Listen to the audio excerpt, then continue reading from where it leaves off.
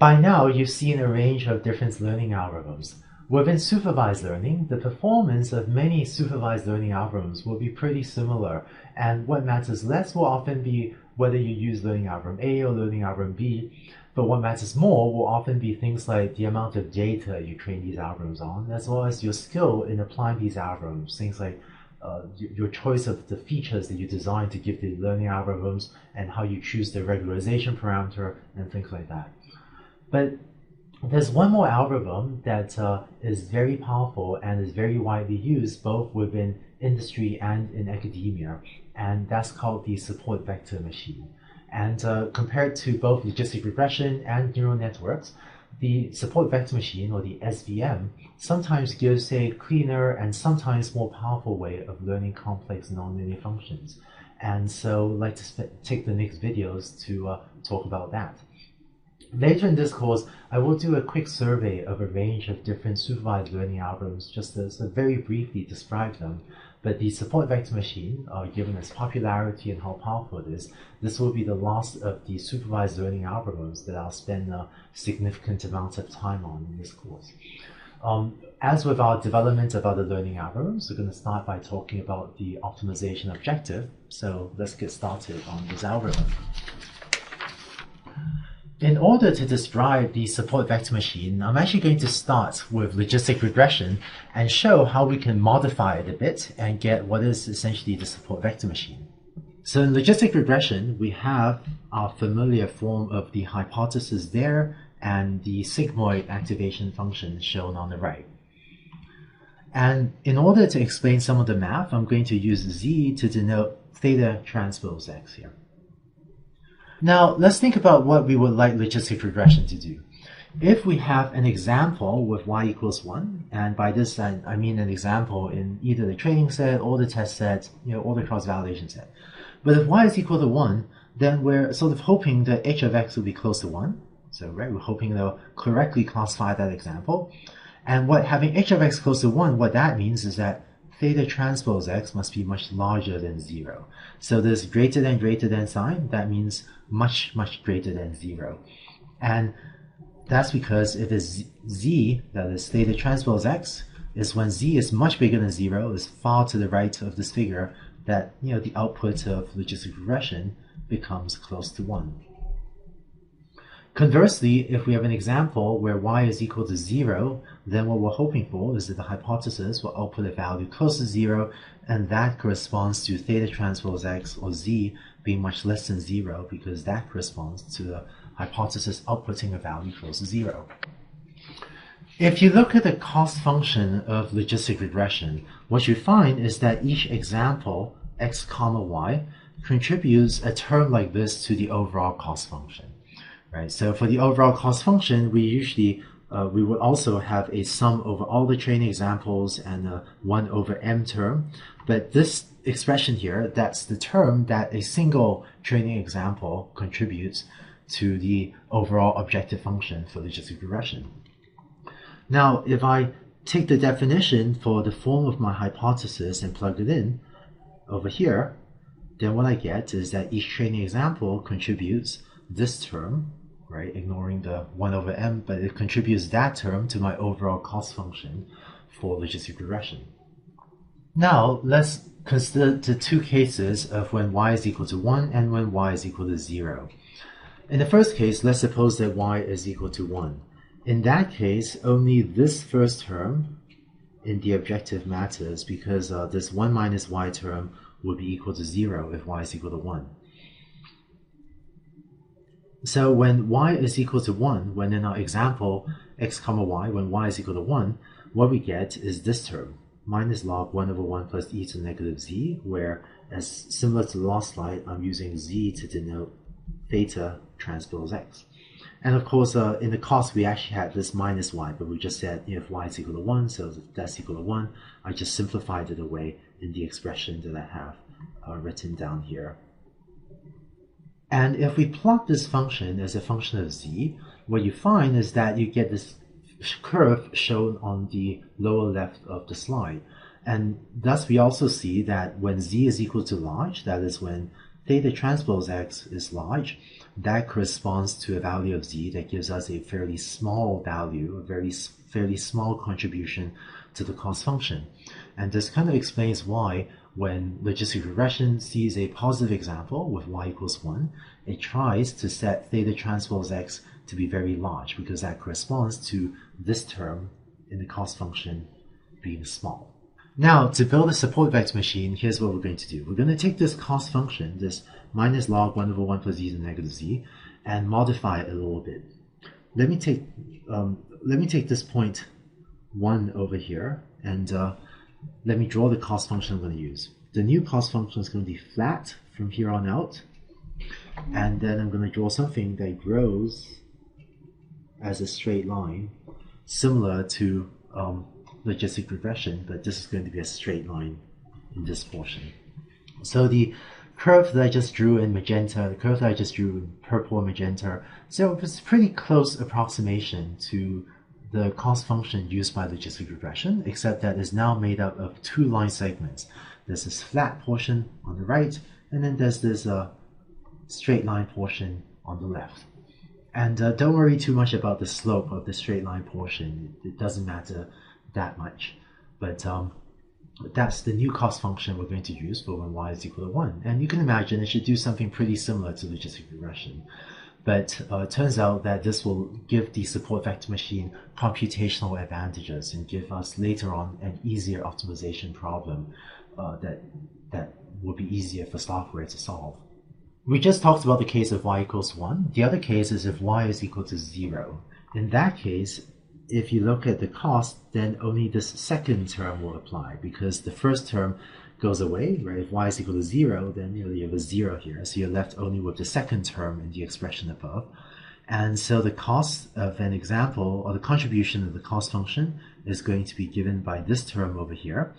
And if you plot that as a function of z, so I have here z on the horizontal axis, you end up with this curve.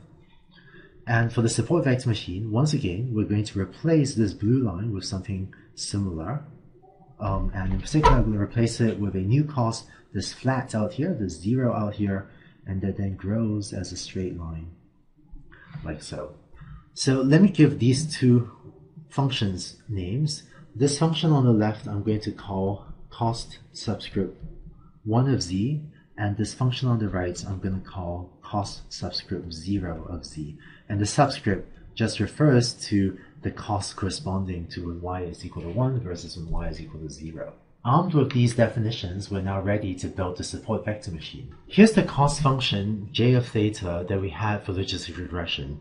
In case this equation looks a bit unfamiliar, is because previously we had a minus sign outside, but here what I did was I instead moved the minus signs inside this expression. So it just makes it look a little bit different.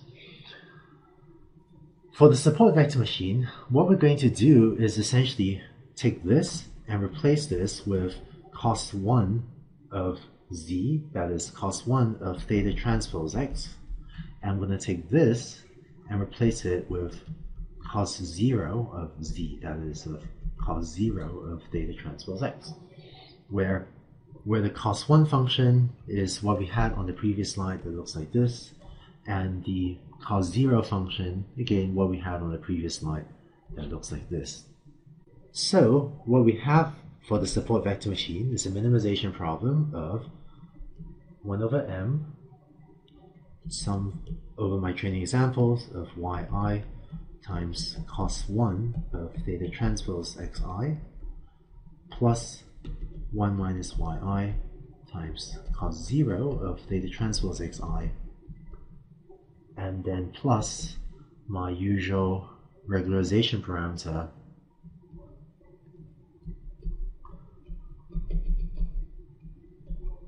like so.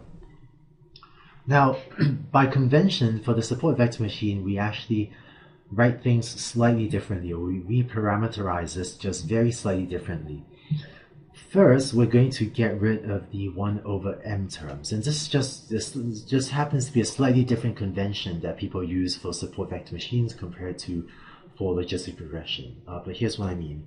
What I'm going to do is I'm just going to get rid of these 1 over m terms, and this should give me the same optimal value for theta, right? Because 1 over m is just a constant. So, whether I solve this minimization problem with 1 over m in front or not, I should end up with the same optimal value for theta. Here's what I mean.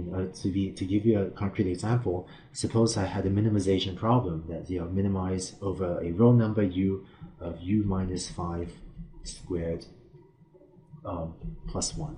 Right? Well, the minimum of this happen to know the minimum of this is u equals 5. Now, if I were to take this objective function and multiply it by 10, so here my minimization problem is min over u of 10 u minus 5 squared plus 10. Well, the value of u that minimizes this is still u equals 5, right? So multiplying something that you're minimizing over by some constant, 10 in this case, it does not change the value of u that gives us, that minimizes this function. So in the same way, what I've done by crossing out this m is all I'm doing is multiplying my objective function by some constant m, and it doesn't change the value of theta that achieves the minimum. The second bit of notational change, which is just again the more standard convention when using SVMs instead of logistic regression, is the following. So for logistic regression, we had two terms to the objective function. The first is this term, which is the cost that comes from the training set, and the second is this term, which is the regularization term. And what we had was we controlled the trade-off between these by saying, we wanted to minimize a plus, and then my regularization parameter lambda, and then times some of the term b, where I guess I'm using a to denote this first term, and I'm using b to denote that second term, maybe without the lambda. And instead of parameterizing this as a plus lambda b, we could, and so what we did was by setting different values for this regularization parameter lambda, we could trade off the relative weight between how much we want to fit the training set well, that is minimizing a, versus how much we care about keeping the values of the parameters small. So that would be the parameters b. For the support vector machine, just by convention, we're going to use a different parameters. So instead of using lambda here to control the relative weighting between the first and second terms, we're instead going to use a different parameter, which by convention is called c, and we're instead going to minimize c times a plus b. So for logistic regression, if we set a very large value of lambda, that means give b a very high weight. Here is that if we set c to be a very small value, that corresponds to giving b a much larger weight than a. So this is just a different way of controlling the trade-off, or just a different way of parameterizing how much we care about optimizing the first term versus how much we care about optimizing the second term. And if you want, you can think of this as the parameter c playing a role similar to 1 over lambda. And it's not that these two equations or these two expressions will be equal if c equals 1 over lambda. That's not the case, but rather is that if c is equal to 1 over lambda, then these two optimization objectives should give you the same value, the same optimal value for theta. So just filling that in, I'm going to cross out lambda here and write in the constant c there.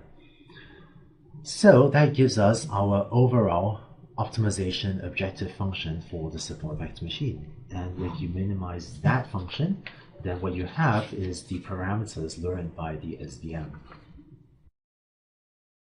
Finally, unlike logistic regression, the support vector machine doesn't output a probability. Instead, what we have is we have this cost function, which we minimize to get the parameters theta. And what a support vector machine does is it just makes a prediction of y being equal 1 or 0 directly. So the hypothesis will outpredict 1 if theta transpose x is greater than or equal to 0, and it'll predict 0 otherwise. And so having learned the parameters theta, this is the form of the hypothesis for the support vector machine. So that was a mathematical definition of what a support vector machine does. In the next few videos, let's try to get better intuition about what this optimization objective leads to and what are the sorts of hypotheses a SVM will learn.